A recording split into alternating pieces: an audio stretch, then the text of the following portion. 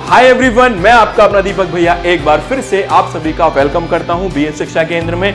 बच्चों, आज की क्लास में कंटिन्यू करेंगे क्लास 10 का सबसे छोटा और सबसे प्यारा चैप्टर जिसका नाम है आवर एनवायरनमेंट। कहने का मतलब आज आवर एनवायरनमेंट का रैपिड रिवीजन है और 10 से 12 मिनट में पूरा चैप्टर उड़ा देंगे, वो भी हर एक डिटेल कॉन्सेप्ट के साथ। टेंशन मतलब सारी चीज तुम्हारे दिमाग में सेट कर देगा तुम्हारा भाई। आ जाओ, वीडियो में आगे पढ़ने से पहले बेटा मैं दो छोटी छोटी रिक्वेस्ट करूंगा। पहली रिक्वेस्ट ये करूंगा, आधे बच्चे क्या करते हैं वीडियो शुरू नहीं, एक कट यहाँ लगाया, एक कट यहाँ लगाया, एक कट यहाँ लगाया, फिर कहते हैं भैया आपको कुछ समझ नहीं आया। कहाँ समझ में आ जाएगा यार, पहले पूरा तो देख ले एक बार। दूसरा बेटा कि अगर आप चाहते हैं कि बीएस शिक्षा केंद्र इसी तरीके से ग्रो करता रहे और आप लोगों के लिए मैं शानदार एजुकेशन वीडियो डालता रहूं, तो प्लीज इसको थोड़ा सपोर्ट करना। वादा करता हूं बेटा, जिस दिन ये चैनल ग्रो होगा उस दिन आप लोगों के लिए इस प्लेटफॉर्म पे एक शानदार टीम आपको मिलेगी। तो कोने में एक सब्सक्राइब बटन है, प्लीज उसको हिट कर दो, क्योंकि बीएस शिक्षा केंद्र उसी से थोड़ा सपोर्ट मिल जाता है बेटा। चलो अब आगे बढ़ते हैं, क्योंकि नहीं तो बच्चे बोलेंगे भैया हमारा टाइम खराब कर दिया। देखो भाई, what do you mean by environment? सबसे पहला मतलब आता है कि एनवायरनमेंट क्या होता है। ध्यान सुनिए मेरे भाई, जो भी चीज तेरे आसपास है वो सारी की सारी होगी एनवायरनमेंट। मैं, तुम, हवा, पानी, तुम्हारी गर्लफ्रेंड, सारी की सारी क्या है तुम्हारे पास? एनवायरनमेंट। सही सही बता रहा भाई, झूठ मत बोला। अभी मेरी वीडियो कौन कौन वॉशरूम में बैठ के देख रहा है, कान नहीं लगा के वॉशरूम में मस्त एकदम वीडियो देख रहा है बेटा। जो भी तुम्हारे आसपास है उस वॉशरूम में वो सारा का सारा क्या है? एनवायरनमेंट। बाल्टी, पानी, बाकी चीजों का मैं नाम नहीं ले सकता, सब एनवायरनमेंट। आ जाओ, दूसरा होता है what do you mean by ecosystem. Ecosystem क्या होता है बेटा? इकोसिस्टम को ऐसे समझो बेटा, हमारे पास दो चीजें होती है। पहली होती है एबायोटिक, जिसमें सारी नॉन लिविंग थिंग्स आ जाती हैं। एक होती है बायोटिक, जिसमें सारी लिविंग बीइंग्स आ जाते हैं। तो एबायोटिक और बायोटिक का इंटरैक्शन, आपस में इंटरैक्शन क्या कहलाता है? इकोसिस्टम कहलाता है। समझिए ऐसे, इसको एक एग्जांपल के थ्रू समझ सकते। एक बात बताओ, बाहर ठंड पड़ रही है, क्लाइमेट कैसा हो गया? ठंडा हो गया। तुम लोग क्या करोगे? अपने आप को बचाने के लिए एक कंबल ओढ़ो, भैया बहुत ठंड लग रही है। This is called interaction. बाहर ठंड पड़ी, तूने अपने आप को कंबल में कवर कर लिया। बाहर गर्मी बढ़ी, भैया उतार दिया, सब ऐसे घूम रहे हैं एकदम डिंग डोंग। बात समझ में? इसको कहते हैं इंटरैक्शन। तो देखो बेटा, हमारे आसपास दो तरह का इकोसिस्टम है। पहला कौन सा है? आर्टिफिशियल। दूसरा कौन सा? नेचुरल। आर्टिफिशियल इकोसिस्टम वो इकोसिस्टम है जो हम लोगों ने बनाया खुद से। Example aquarium. बात समझ में आई कि नहीं आई? दूसरा नेचुरल इकोसिस्टम क्या होता है? नेचुरल इकोसिस्टम बेटा हमारे पास दो हैं जो नेचर में पहले से एग्जिस्ट कर रहे हैं। दो हैं, कौन कौन से? टेरेस्ट्रियल और दूसरा कौन सा है बेटा? एक्वेटिक। टेरेस्ट्रियल का मतलब हो गया related to lands, related to land. बेटा ये एग्जांपल उल्टे लिख गए, यहां पे लिखा हुआ है एग्जांपल फॉरेस्ट, जंगल, ग्रासलैंड, डेजर्ट। और बच्चे कहेंगे भैया ये ग्रासलैंड क्या है? दिखाता हूं, मुझे पता था यहीं अटकोगे तुम। दूसरा एक्वेटिक इकोसिस्टम क्या होता है बेटा? एक्वेटिक इकोसिस्टम वो होता है जो वाटर से मिलकर बनेगा। Example ponds, lake, river. अब ये मत पूछना भैया ये झरने, तालाब और नदियां क्या होती हैं बेटा, मार लगेगी तुम लोगों की। ठीक है, आ जाओ देख ले भाई, तेरे को बहुत समस्या होती है ना। इसको बोलते हैं ग्रासलैंड, इसको बोलते हैं जंगल और इसको बोलते हैं रेगिस्तान। समझ गया भाई? आगे चलते हैं। देखो बेटा, कंपोनेंट ऑफ इकोसिस्टम क्या है? किसी भी इकोसिस्टम में मैंने बताया दो कंपोनेंट होते हैं। कौन कौन से? पहला होता है एबायोटिक, जिसमें सारे नॉन लिविंग बीइंग्स आते हैं। दूसरा होता है बायोटिक, जिसमें सारे के सारे लिविंग बीइंग्स आते हैं। देखो भाई, एबायोटिक में क्या क्या आता है बेटा? अनलाइट नहीं है, ये सनलाइट है। प्रिंटिंग एरर, कहीं इसको अनलाइट लिख कर आ जाओ पेपर में। तो पहला हो गया sunlight, water, air, temperature, soil, mineral and climate, they all are abiotic component. समझ गया मेरे भाई? बायोटिक कंपोनेंट क्या होते हैं बेटा? बायोटिक में तीन कंपोनेंट आते हैं, मेन तीन आते हैं। पहला प्रोड्यूसर, दूसरा कंज्यूमर, तीसरा डिकम्पोजर। बहुत ध्यान सुनना। मान ले मैंने यहां पे एक पेड़ लगा दिया, उस पेड़ ने न्यूट्रिशन पैदा करा, खाना पैदा करा। उस खाने को किसी आदमी ने खा लिया, यहां से खाना यहां आया, इसको बोलते हैं प्रोड्यूसर। जिसने खाया उसको बोलते हैं कंज्यूमर। और जब कंज्यूमर की डेथ हो जाती है तो उस पे क्या करता है? बैक्टीरिया, वायरस आते हैं, अटैक करते हैं और उस न्यूट्रिशन को जो प्लांट ने बनाया था वापस जमीन में भेज देते हैं। बात समझ में आई कि नहीं आई? इनको बोलते हैं हम लोग डीकंपोजर। आजा समझ, जल्दी बता भाई। प्रोड्यूसर क्या है? ऑटोट्रॉफ, जो खाना खुद बनाते हैं। कौन खुद बनाता है खाना? भैया मैं तो अपना खाना खुद बनाता हूं। शाबाश शाबाश बेटा, अपना खाना कौन बनाता है खुद? ग्रीन प्लांट और एल्गी। बात समझ में आई? कंज्यूमर बेटा एक तरीके का नहीं होता, यहां पेड़ से खाना खाने वाले एक तरीके के नहीं है। ये तो कितने टाइप के हैं? तीन टाइप के, प्राइमरी, सेकेंडरी, टर्शरी। प्राइमरी में कौन आता है? प्राइमरी में आता है बेटा यहां पे मान लो डियर और रैबिट। जल्दी बता, सेकेंडरी कंज्यूमर में कौन आएगा? Frog and fox. Tertiary consumer में कौन आएगा? Tiger and hawk. ऐसे समझ, जल्दी बताओ। रैबिट है, रैबिट खरगोश, खरगोश कौन खाएगा? फॉक्स खाएगी, फॉक्स कौन खाएगा? टाइगर खाएगा। समझ में आया नहीं आया? इसको बोलते हैं हम कंज्यूमर। अब बताओ डिकम्पोजर क्या होता है? अरे जब कंज्यूमर्स की डेथ होगी तो उन पे क्या करेंगे? बैक्टीरिया, वायरस, अर्थवर्म सारे अटैक करेंगे, तो उनको बोलते हैं डिकम्पोजर। जो वापस न्यूट्रिशन को कहां पहुंचा देते हैं? जमीन में पहुंचा देते हैं। न्यूट्रिशन का भी वेस्ट ही नहीं होता। समझने की कोशिश करना बेटा, जितना प्लांट ने न्यूट्रिशन बनाया वो वापस जमीन में पहुंचना है एक दिन। ये कुदरत का नियम है। कौन कौन होते हैं? Earthworm, fungus and bacteria. खत्म मेरे भाई। चलो भाई आगे बढ़ो। दूसरा, फूड चेन क्या होती है एंड फूड वेब क्या होती है? बेटा फूड चेन का मतलब होता है एक ऑर्गेनिज्म से दूसरे ऑर्गेनिज्म में न्यूट्रिशन का ट्रांसफर, खाने का ट्रांसफर, इसी को बोलते हैं फूड चेन। तो देखो भाई फूड चेन क्या है, जल्दी बता। सबसे ज्यादा एनर्जी कौन बनाता है? सूरज। सूरज से एनर्जी लेके खाना किसने बनाया? प्रोड्यूसर ने, प्लांट्स ने। प्लांट को किसने खाया? प्राइमरी कंज्यूमर किसने खाया? ग्रास हॉपर ने। ग्रास हॉपर को कौन खाता है? मेंढक खाता है। मेंढक को कौन खाता है? सांप खाता है। सांप को कौन खाता है? ईगल खाती है। ईगल को कौन खाता है? कोई नहीं खाता। वो वापस जब जमीन में जाती है तो बैक्टीरिया, वायरस उस पर अटैक कर देते हैं, न्यूट्रिशन जमीन में पहुंच जाता है। देख, क्या खाना एक जगह से दूसरी जगह ट्रांसफर हो रहा है? फूड चेन खत्म। आजा मेरे भाई। दूसरा, फूड वेब क्या होता है? बेटा फूड वेब का मतलब है पूरा एक नेटवर्क, पूरा एक नेटवर्क। दिमाग लगाना और बताना। एक बात बताओ, घास को किसने खाया? ग्रास हॉपर ने और चूहे ने। जल्दी बताओ, क्या ग्रास हॉपर को केवल अकेला फ्रॉग खाता है बेटा? अरे चिड़िया नहीं खाती क्या? खाती है भाई। इसका मतलब यहां पे पूरा एक नेटवर्क फैला हुआ है, पूरा एक जाल फैला हुआ है। That is known as a food web. समझ गए बेटा? तो यहां पर एक ही सीक्वेंस रहेगा, लेकिन फूड वेब में पूरा नेटवर्क रहेगा। आगे बढ़ते हैं नन्ही जान।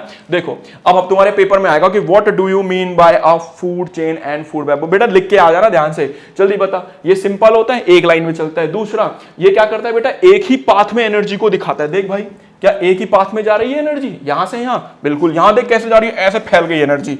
बात समझ में आएगी नहीं आई? बहुत बढ़िया। तीसरा बेटा, वो वाला लेस रियलिस्टिक है, ठीक है। ये वाला जो होता है ऑर्गेनिज्म जो होता है केवल एक ही खाने पे डिपेंड कर। एक बात बताओ, क्या तुम जीवन भर मोमोज ही खा के जिंदा रहोगे क्या? पिज्जा बर्गर पास्ता नहीं खाओगे क्या? भाई मैं तो सब खाऊंगा, ठीक है। तो ये बात हम लोगों की होती है। तो याद रखना बेटा कि कोई भी ऑर्गेनिज्म ऐसा नहीं है जो केवल एक ही खाने पे जिंदा रहता है।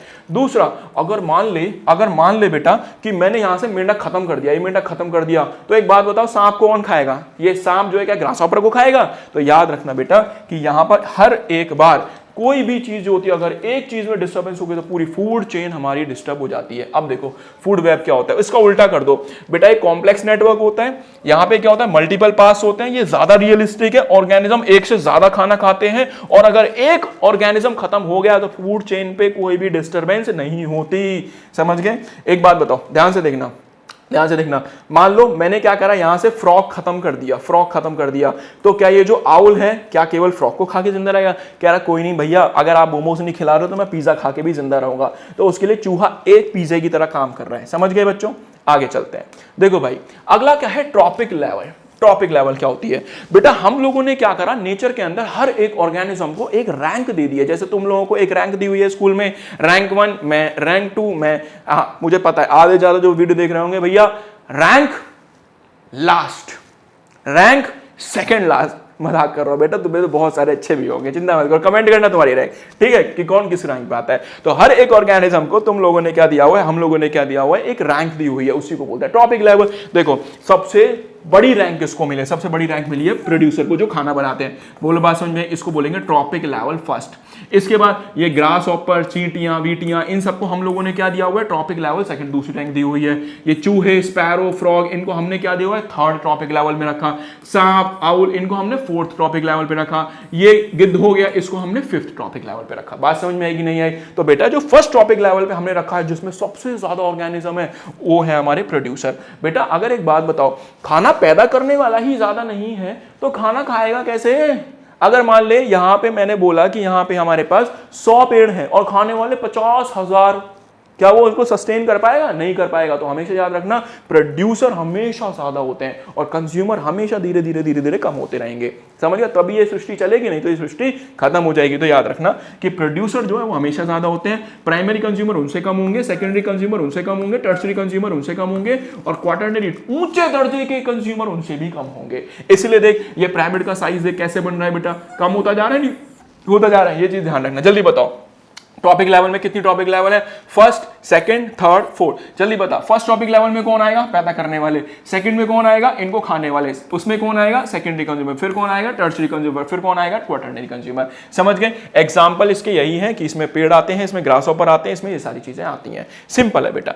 आगे चलते हैं। दूसरा क्या होता है 10% लॉ। बेटा 10% लॉ को ऐसे समझना बहुत ध्यान से, मैंने आप लोगों के लिए एक बहुत ही आसान डायग्राम बनाया हुआ है। देखो 10% लॉ क्या है बेटा, ये हो गई मेरी अर्थ और ये हो गया मेरा एटमॉस्फेयर। एटमॉस्फेयर की जो लेयर होती है ये शीशे की तरह वर्क करती है। कैसे वर्क करेगी? शीशे की तरह। ध्यान रखना बेटा, मान लो सन से कितनी लाइट रेज आई? मान लो सन से आई 100 लाइट रेज। कितनी लाइट रेज आई? 100। जैसे ही वो अर्थ के एटमॉस्फेयर पे टकराएंगी, एटमॉस्फेयर एक ग्लास, एक मिरर की तरह काम करता है और लाइट रेज को वापस फेंक देता है। लाइट रेज को कहां फेंक दिया? वापस फेंक दिया। कितनी लाइट रेज को वापस फेंक दिया? 50 लाइट रेज को वापस फेंक दिया। लेकिन धरती पे कितनी लाइट रेज आई? केवल 50 लाइट रेज आई। बोल बात समझ में आई? वहां से निकली 100, रिफ्लेक्ट होके बाहर चली गई 50, धरती पे कितनी पहुंची? 50। और इन्हीं को बोलते हैं पार। आर पार नहीं, केवल पार, फोटोसिंथेटिक एक्टिव रेडिएशन। अब प्लांट क्या करेंगे? इस 50% लाइट को कंज्यूम करेंगे। 50 में से भी कितनी कंज्यूम करेंगे? केवल 2 से 10%, केवल 2 से 10%। और फिर खाना बनाएंगे। पूरी सृष्टि को संभाला हुआ है, ये पूरी सृष्टि को संभाला हुआ है हमारी। समझ में आया कि नहीं आया? बहुत बढ़िया।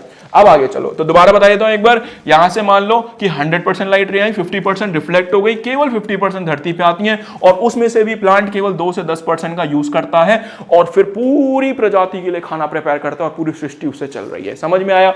बहुत बढ़िया। अब आगे सुनना। जैसे ही इसने एक फल बनाया, इस ऑर्गेनिज्म ने खाया। जब इस ऑर्गेनिज्म ने खाया बेटा, तो इसको दूसरा ऑर्गेनिज्म खाएगा, तो उस समय केवल और केवल कितनी एनर्जी ट्रांसफर होती है? केवल और केवल 10% ही एनर्जी ट्रांसफर होती है। आप कहेंगे भैया ऐसे कैसे हो सकता है, बाकी सारी एनर्जी कहां गई? बेटा बाकी सारी एनर्जी एक बार नोटिस करना। क्या तुम्हारी नोज से गरम गरम हवा बाहर आ रही है? क्या बॉडी हीट हो रही है तुम्हारी? क्या यूरिन पास हो रहा है? वो एनर्जी वहां निकल जाती है। बेटा अगर दुनिया में ऐसा हो जाता कि सारी की सारी एनर्जी मिल जाती, तो फिर तो सारी समस्या ही खत्म हो गई ना। बात समझने की कोशिश करना। कभी इसका जब डिटेल वर्जन पढ़ाऊंगा तब समझाऊंगा बहुत सारी चीजें। ठीक है बेटा, अभी तो क्विक रिवीजन के पॉइंट ऑफ व्यू समझ लो। आगे देखो बच्चों, देखो बच्चों, दूसरा जल्दी बताओ, क्या टॉपिक लेवल 1 है? टॉपिक लेवल 1 में प्लांट ने कितनी एनर्जी बनाई? मान लो 10,000 जूल बनाई। अगले में कितनी जाएगी? केवल 1000 जूल। उससे अगले में कितनी जाएगी? 100 जूल। उससे अगले में कितनी जाएगी? 10 जूल। क्या यहाँ पे 10% ट्रांसफर हो रहा है? नहीं आ रहा समझ में भैया 10% कैसे हो रहा है। देख बेटा 10% कैसे निकालते? कितना है ये? 10,000। 10,000 लिखा, कितना निकालना है? 10% निकालना है। ऊपर 10 लिखा, नीचे 100 लिखा। जितना परसेंट निकालना है बेटा उतना लिख दो। मान लो क्वेश्चन में बोला गया 20% निकालना है, तो यहाँ 20 लिख देना, डिवाइड बाय 100। बोला क्वेश्चन में 30%, तो यहाँ 30 लिख देना, डिवाइडेड बाय 100। सिंपल काम करना है। जल्दी बताओ, काटोगे कितना मिलेगा? 1000 मिलेगा। 1000 का 10% निकालना है, यहाँ 10 लिखा, डिवाइड बाय 100, देखो 100 मिला। अगर आपको मैंने बोला 100 का 10% निकालना है, 10 लिखा, काटा। तो इस तरीके से आप 10% निकाल सकते हो। तो याद रखना बेटा, ये टेबल बहुत इंपॉर्टेंट है, ये आपको ड्रॉ करके आनी है कि जब भी कभी प्लांट जो एनर्जी बनाता है वो अप्रॉक्सीमेटली 10,000 जूल मान के चल रहे बनाता है, और जब एनर्जी ट्रांसफर होती है तो केवल कितनी होती है? केवल और 10% ही एनर्जी ट्रांसफर होती है। आगे चलते हैं। देखो बच्चों, बायोमैग्निफिकेशन क्या होता है? बेटा बायोमैग्निफिकेशन का मतलब है बायो ने किसी चीज को कर दिया बड़ा। बायो ने किसी चीज को कर दिया बड़ा। समझने की कोशिश करना। एक बात बताओ, आज से पहले क्या होता था बेटा? हम लोगों ना जब पेड़ों पे कीड़े लग जाते तो एक केमिकल का इस्तेमाल करते जिसका नाम था डीडीटी। जिसका नाम था डीडीटी। तो हम क्या करते थे? उसके ऊपर स्प्रे कर दिया।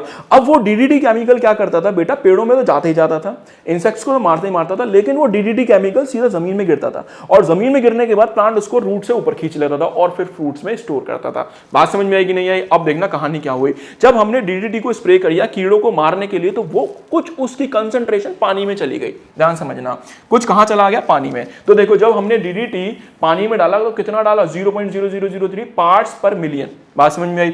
अब पानी में होते हैं छोटे छोटे कीड़े जिनको बोलते हैं ज़ूप्लैंक्टन। जब वो ज़ूप्लैंक्टन ने खाया, देख कंसंट्रेशन बढ़ गई नहीं बढ़ गई? आप बोलेंगे भैया ये ऐसे कैसे हुआ?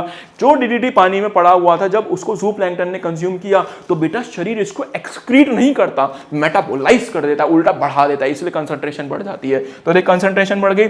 अब छोटे छोटे कीड़ों को किसने खाया? छोटी छोटी मछलियों ने खाया। देख फिर बढ़ गई, क्योंकि ये एक्सक्रीट नहीं हो रहा है, क्योंकि हर ट्रॉपिक लेवल पे मेटाबोलाइज हो रहा है। अगला देखो, छोटी मछलियों कौन खाता है? बड़ी मछलियां खाते हैं। कंसंट्रेशन कितनी हो गई? 2 ppm। अब जल्दी बताओ, बड़ी मछलियों कौन खाता है? अरे फिश ईटिंग बर्ड्स खाते हैं। कितनी हो गई? 25 ppm। और जब ये हद तक 25 ppm तक हुई तो आपने एक चीज नोटिस करी, हम लोगों ने एक चीज नोटिस करी, तो चिड़िया के जो अंडे थे वो बेटा थिन होने लगे, वो स्पॉन्जी होने लगे और उनकी प्री मैच्योर डेथ होने लगी। बात समझ में आई कि नहीं है? क्या होता है?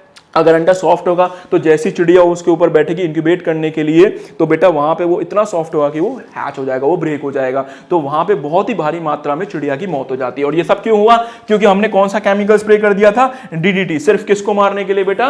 कीड़ों को मारने के लिए क्रॉप्स के ऊपर। क्या बायो ने क्या बायो ने यहां से यहां तक, क्या बायो ने कहां चला गया भाई, क्या बायोलॉजी ने खुद पे खुद चीजों को बड़ा कर दिया नहीं कर दिया, केमिकल को बड़ा कर दिया नहीं कर दिया, इसी को बोलते हैं बायोमैग्निफिकेशन। आ जाओ भैया आगे बढ़ते हैं। देखो अगला है बेटा ओजोन लेयर क्या होती है, ओजोन फॉर्म कैसे होता है, बहुत ध्यान समझना, खत्म होने वाला 2 मिनट और। देखो बेटा व्हाट इज ओजोन, जल्दी बताओ ओजोन क्या है। O3 ओजोन एक लेयर होती है, कहां पे प्रेजेंट होती है, देख लो बेटा हमारी स्ट्रेटोस्फेयर और ट्रोपोस्फेयर के बीच वाली लेयर को क्या बोलेंगे, ओजोन बोलेंगे। बात समझ में आ गई। तो एटमॉस्फेयर की एक लेयर है ओजोन लेयर, जिसका फॉर्मूला क्या है O3। कहां प्रेजेंट होती है, स्ट्रेटोस्फेयर में प्रेजेंट होती है। क्या करती है बेटा, यूवी रेडिएशन से, सूरज से जो लाइट आती है ना उसमें एक हार्मफुल रेडिएशन है जिसका नाम है यूवी रेडिएशन। अगर वो धरती पे आ गई तो बेटा तुम्हें बहुत सारी प्रॉब्लम हो जाएंगी। तो ओजोन क्या करती है, उसको फिल्टर कर देती है, छान देती है, छलनी की तरह काम करती है और प्योर लाइट हमारी धरती के ऊपर आती है। समझ गए। अब आगे समझेंगे बेटा कि ओजोन बनती कैसे है, ओजोन बनती कैसे है, बहुत ध्यान सुनना, बहुत ध्यान से। जल्दी बताओ क्या ये हमारी अर्थ हो गई, बहुत बढ़िया। अर्थ के ऊपर ये दिख रहा है आपको एटमॉस्फेयर, जल्दी बता एटमॉस्फेयर में कौन सी गैस है, ऑक्सीजन। ध्यान सुनना, जैसे ही सूरज की लाइट रेस आई ऑक्सीजन के मॉलिक्यूल, ऑक्सीजन का मॉलिक्यूल था ये गर्म हुआ टूट गया। देख भाई क्या ये O2 लिख सकता हूं मैं, एक ऑक्सीजन इधर एक ऑक्सीजन इधर, दोनों किससे जुड़े हुए हैं, ऐसे बॉन्ड से जुड़े हैं। बेटा याद रखना थोड़ा सा एक्स्ट्रा है, बॉन्ड में 2 इलेक्ट्रॉन होते हैं और जैसे ही सूरज की गर्मी इस पे पड़ी तो इसने बोला भाई ऑक्सीजन तू अपना इलेक्ट्रॉन लेके अलग हो जा, इसने बोला भाई तू अपना इलेक्ट्रॉन लेके अलग हो जा, और जैसे ही अलग अलग हुए तो इनको बोलते हैं ऑक्सीजन फ्री रेडिकल, या फिर इनका दूसरा नाम है नेसेंट ऑक्सीजन। तो ये ध्यान रखना है बेटा थोड़ा सा, क्या बोलेंगे इसको, नेसेंट ऑक्सीजन। तो हुआ क्या, जैसे ही ऑक्सीजन को गर्म किया ऑक्सीजन अपने अपने इलेक्ट्रॉन लेके एक इधर चला गया और एक इधर चला गया, ऑक्सीजन गैस टूट गई। अब आगे, अब जैसी ऑक्सीजन गैस टूटी, देख किसमें टूटी, oxygen free radical, oxygen free radical, free radical बोलते हैं। ये फ्री रेडिकल और भी जो ऑक्सीजन आसपास में पड़ी हुई थी उसके साथ टकराई और टकराने के बाद किस चीज का फॉर्मेशन कर दिया, O3 का। देख बेटा O2 है, O2 क्या हुआ, गर्म करा सूरज ने, गर्म करने के बाद किसमें टूटी, oxygen free radical, oxygen free radical. Oxygen free radical क्या करता है भाई, आसपास जो ऑक्सीजन गैस पड़ी हुई है, क्या वही मॉलिक्यूल थे क्या बेटा, करोड़ों मॉलिक्यूल्स हैं, उनके साथ टकराई और टकराने के बाद क्या बना दिया, ओजोन। और इस तरीके से ओजोन बनती रही। तो कहने का इन शॉर्ट मतलब सूरज की किरणें आई, ऑक्सीजन के मॉलिक्यूल को गर्म करा, ऑक्सीजन का मॉलिक्यूल टूटा, आसपास जो ऑक्सीजन पड़े थे उनके साथ टकराया और ओजोन का फॉर्मेशन, कहानी खत्म। आगे बढ़ता मेरे भाई, देख भाई तो याद रखना बेटा वो तो हो गया फॉर्मेशन। अब ओजोन टूट भी रही है, जब ओजोन बनती है तो वो यहां जमा होती रहती है। ओजोन कहां बनती रहती है, यहां जमा होती रहती है, ये जमा हो रही है, देखो ये ओजोन क्या हो रही है, जमा हो रही है। अब एक बात बताओ, जैसे ही सूरज की किरणें क्या करेंगी, वापस ओजोन पे पड़ेंगी तो जो उसके साथ जुड़ा था वो वापस से टूट जाएगा और देखो क्या होगा, ऑक्सीजन गैस और नेसेंट ऑक्सीजन वापस से अलग हो गई। कहने का मतलब O3 जैसे ही इसके ऊपर वापस गर्मी पड़ेगी तो ऑक्सीजन और वापस से क्या मिलेगा, नेसेंट ऑक्सीजन अलग अलग हो जाएगा। तो बेटा यहां से यहां और यहां से यहां बनना और टूटना ओजोन का लगातार चालू रहता है और ये बैलेंस स्टेट में था। ये कैसा था हमारा, बैलेंस स्टेट में, जब तक हमने कोई हरकत चालू नहीं कर दी तो ओजोन एकदम बढ़िया थी, हमें यूवी रेडिएशन से प्रॉपर एकदम बचा रही थी। अब आगे, अब समझेंगे ओजोन का डिप्लीशन, कि ओजोन खराब कैसे हुई। हम लोगों ने क्या करा, दिमाग लगा, जल्दी बता, ऑक्सीजन गरम करा, गरम करने के बाद किसमें टूटी, नेसेंट ऑक्सीजन में। अगर वो ऑक्सीजन के साथ जुड़ गई तो क्या बन जाएगा, O3 जुड़ जाएगा, ओजोन बन जाएगा। पर बेटा हम लोगों ने क्या करा, पृथ्वी के ऊपर एक चीज का इस्तेमाल कर दिया जिसका नाम था CFCH। आज से कुछ साल पहले हम अपने रेफ्रिजरेटर में एक गैस यूज करते थे, क्लोरोफ्लोरोकार्बन। तो हुआ क्या, उसका एक्सीडेंटल लीकेज हो गया। हमने क्लोरोफ्लोरोकार्बन भरी किसमें, AC में, और रेफ्रिजरेटर वहां से वो लीक हो गई। अब ये मत बोलना भैया ढक्कन खोल के लीक हो गई, नहीं बेटा, उसकी जो पीछे की पाइप होती है ना, कॉइल होती है, वहां से वो लीक हो जाती है, क्योंकि वो अंदर सड़ जाती है, लीक हो जाती है। और लीक होने के बाद क्लोरोफ्लोरोकार्बन पहुंच गई हवा में, और जब हवा में पहुंची तो वहां पे आ गया क्लोरीन का फ्री रेडिकल। अब ये क्लोरीन का फ्री रेडिकल क्या करता है, ये जो ऑक्सीजन थे ऊपर जो टूटे थे, इसको इसके साथ जुड़ना था, ये जाएगा और इसको पकड़ लेगा, ऐसे बांध लेगा, कहेगा मैं तुझे ऑक्सीजन के साथ जुड़ने नहीं दूंगा, ये जुड़ने नहीं देगा, इसको पकड़ लेगा। अब क्या हुआ बेचारा, जब ये इसके साथ जुड़ेगा नहीं तो एक कंपाउंड का फॉर्मेशन होगा, ClO। दिमाग लगा और सोच, क्या ये वाला प्रोसेस रुकेगा, नहीं रुकेगा, बिल्कुल रुकेगा। क्या ओजोन बनेगी, नहीं बनेगी। लेकिन बेटा इससे पहले वाले में ओजोन लगातार टूटती जा रही है, टूटती जा रही है, टूटती जा रही है, और क्लोरीन का फ्री रेडिकल इसको पकड़ के वापस बैठ गया। तो बेटा ओजोन हमारी टूट तो रही है लेकिन इस कारण की वजह से बन नहीं रही है। समझ में आया। तो देखो रिएक्शन भी लिखी हुई है यहाँ पे। क्लोरीन ने क्या करा, नेसेंट ऑक्सीजन को पकड़ लिया और क्या बना दिया, क्लोरीन हाइपोक्लोराइड का फॉर्मेशन कर दिया। समझ में आया। तो ये प्रोसेस हो गया जो क्या कर रहा है, ओजोन का डिप्लीशन कर रहा है। बच्चों दिमाग लगाओ, अगर ओजोन का डिप्लीशन हो गया तो क्या क्या चीजें हो सकती हैं बेटा, क्या क्या इफेक्ट हो सकते हैं। स्किन कैंसर हो सकता है, आई डैमेज हो सकता है, इम्यून सिस्टम खराब हो सकता है, हमारे पेड़ पौधे खराब हो सकते हैं, ग्लोबल वार्मिंग भी हो सकती है। कहां पे हुआ है ओजोन डिप्लीशन बेटा, एंटार्क्टिका में हुआ है। इसीलिए जब कम्युनिटी को लगा, पूरे देश को लगा, पूरे वर्ल्ड को लगा कि यार इस तरीके से करते रहे तो पूरी ओजोन खत्म हो जाएगी। तो उन लोगों ने एक सभा बिठाई, उस सभा को बोलते हैं मॉन्ट्रियल प्रोटोकॉल। उस मॉन्ट्रियल प्रोटोकॉल में क्या करा, कई सारी कंट्रीज ने पार्टिसिपेशन करा और पार्टिसिपेशन करने के बाद ये निर्णय किया कि आज से हम लोग इस CFCS नाम का गैस का यूज का नहीं करेंगे और उसको बंद कर देंगे। समझ गए नन्ही जान, बहुत बढ़िया। ओजोन डिप्लीट कैसे हो रही है? ओजोन डिप्लीट कौन कर रहा है? क्लोरीन कर रहा है। आप बोलेंगे क्या भैया इसको क्लोरीन को खत्म कर सकते हैं? नहीं बेटा, जितना वहां पे पहुंच गया आज तक ऐसा कोई समाधान नहीं है कि हम क्लोरीन के फ्री रेडिकल को खत्म कर सके, ऐसा कोई भी समाधान नहीं है। कहां कहां यूज करते हैं? रेफ्रिजरेटर, एयर कंडीशनर, स्पेस में यूज करते थे। ये चीजें ध्यान रखनी है बच्चों। खत्म हो गया ये वाला पार्ट भी।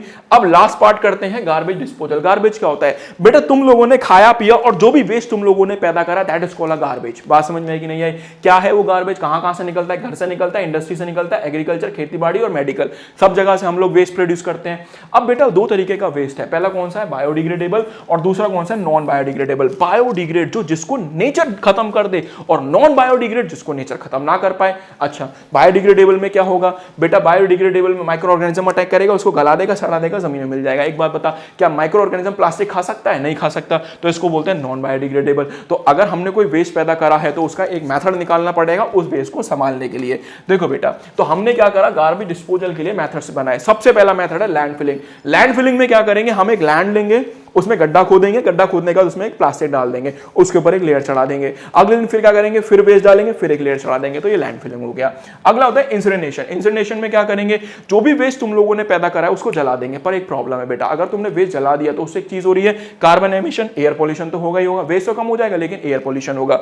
तीसरा मेथड क्या करेंगे बेटा? तीसरा मेथड करेंगे कंपोस्टिंग। कंपोस्टिंग में क्या करेंगे, जो भी आपके बायोडिग्रेडेबल वेस्ट है उनको हम क्या करेंगे, जमीन में गाड़ देंगे तो वो ऑटोमेटिक डिग्रेड हो जाएगा। अगला क्या है, वर्मी कंपोस्टिंग। तो वर्मी कंपोस्टिंग में क्या करेंगे, अर्थवॉर्म का यूज करेंगे, सो दैट वो क्या करें, नेचर में जितने भी बायोडिग्रेडेबल वेस्ट है उसको बना दे, उसको ब्रेक डाउन करते हैं और किस में कन्वर्ट कर दें, खाद में कन्वर्ट कर दें। तो ये हमारे लिए फायदेमंद है। तो ये चार मेथड हो गए। एंड लास्ट मेथड, और फिर हमारा चैप्टर हो गया पूरा का पूरा खत्म।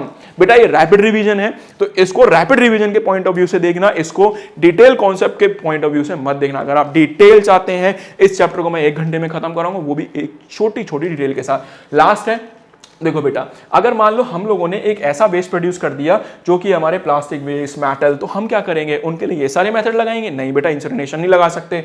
तो उनके लिए हम 3R टेक्निक लगाते हैं। 3R में क्या करेंगे, रिड्यूस, रिसाइकल एंड रीयूज। बेटा रिड्यूस में क्या करेंगे, आप मान लो प्लास्टिक बहुत ज्यादा बना रहे हो, उसका कम कर दो बनाना, पहला रिड्यूस। दूसरा क्या है, रीयूज। मान लो आपने आज पानी पिया, कहीं से 20 रुपए की बोतल खरीदी, बोतल खरीदने के बाद उसमें से पानी पिया, आप क्या करो, उसको वापस दे दो, और वापस देने के बाद वही वो रिसाइकल हो गए, फैक्ट्री से हमारे पास वापस आ जाएगी, that is called reuse. Sorry reuse का मतलब है बेटा कि जैसे मान लो मैंने कहीं से एक बोतल ली, बोतल लेने के बाद मैंने पानी पिया, पानी पीने के बाद उसको मैं वापस से इस्तेमाल कर सकता हूं, उसको ऐसा नहीं है जमीन में फेंक दिया, that is called reuse. Third is recycle. Recycle में क्या करेंगे, आपने क्या करा, पानी पिया, पानी पीने के बाद बाहर कबाड़ी वाला आएगा, आप उसको दे दीजिए, वो क्या करेगा, कबाड़ा ले जाएगा, वहां वेयर हाउस में देगा, वेयर हाउस से वो फैक्ट्री में चला जाएगा और वापस से वो रिसाइकल होकर आ जाएगी, वापस से नई होकर आ जाएगी, दैट इज कॉल्ड रिसाइकल। तो इनको बोलते हैं 3R। तो फाइनली बच्चों यहाँ पे हमारा rapid revision of our environment हो गया खत्म। अगर आप चाहते हैं कि इसी तरीके से मैं सारे चैप्टर का रैपिड रिवीजन करा दूं और इससे बाहर बच्चों बिलीव मी कुछ भी नहीं आएगा, बस थोड़ा सा भरोसा रखना, थोड़ा साथ देना बच्चों। वादा करता हूं बेटा हर एक चैप्टर का क्लास 10 का रैपिड रिवीजन कराऊंगा और डिटेल कॉन्सेप्ट कराऊंगा। जब तक इस लेक्चर को अच्छे से पढ़ना, और कोई भी चीज समझ नहीं आई है और कोई भी वीडियो आप चाहते हैं तो कमेंट सेक्शन में मुझे कमेंट करना। अब मिलूंगा मैं आपसे नेक्स्ट लेक्चर में, तब तक अपना ध्यान रखना और तब तक के लिए बाय बाय बच्चों।